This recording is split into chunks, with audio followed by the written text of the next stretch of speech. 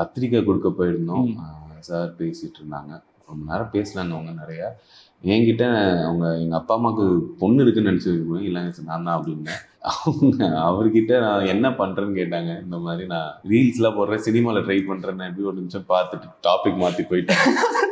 சரி இவங்கிட்ட இதுக்கு பேசிக்கிட்டு நான் சார் என்னன்னு தெரியல. அப்புறமா எங்கள் அம்மாவும் சித்தி வேறு ரொம்ப பஞ்சப்பாட்டு பாட ஆரம்பிச்சிட்டாங்க. இல்லை அவன் ஆளா படிச்சிருக்கான், ஏதோ ட்ரை பண்ணுறான். நான் அப்போவே ஏஆர் ரஹ்மான்ஸ் எல்லாம் ரீக்ரியேட் பண்ணிட்டாங்க. என்னோட எனக்கு தவிப்பாக இருக்கு. டே நான் ஒன்றும் கஷ்டம்லாம் பண்ணல, நல்லா இருக்கா சொல்லுங்க. ஒரு நிறைய மில்லியன்ஸ் ஆஃப் சப்ஸ்கிரைபர்ஸ்லாம் இருக்கு. ஐயோ யாராச்சும் சொல்ல மாட்டானு சித்தப்பா சொன்னேன். இல்லை ஏஆர் ரஹ்மான் அவர் திருப்பி பண்ணியிருக்காருன்னாங்க. அப்புறம் திரும்ப என் கல்யாண டைம் அப்போதான் நடந்துச்சு. நல்ல வேலை அந்த கான்வர்சேஷனுக்காகவே நடந்து எதுவுமே சொல்றதுக்கு இருக்காது இல்லாட்டி. அப்போதான் அவர் திரும்ப ஓ ஏஆர் ரஹ்மான் பண்ணாங்க காட்டுங்க அப்படின்னு பார்த்தாரு.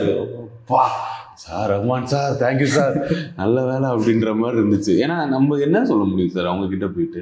நான் நினைக்கிறேன் சினிமாவுக்கு ட்ரை பண்றான்னொன்னே சரி இவன் எங்க இருக்கான்னு தெரியாதுல்ல. சினிமாவில் என்ன பண்ணீங்க என்ன எதுவுமே பண்ண அது ரொம்ப ஆக்வர்டான ஒரு கொஸ்டினா இருந்திருக்கும். ஐ திங்க் அவர் மைண்ட்ல அதான் ஓடி இருக்கும்னு நினைக்கிறேன்.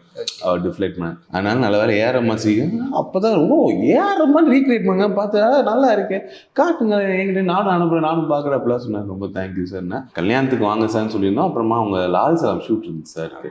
அதனால சார் அதில் லதா ஆண்டி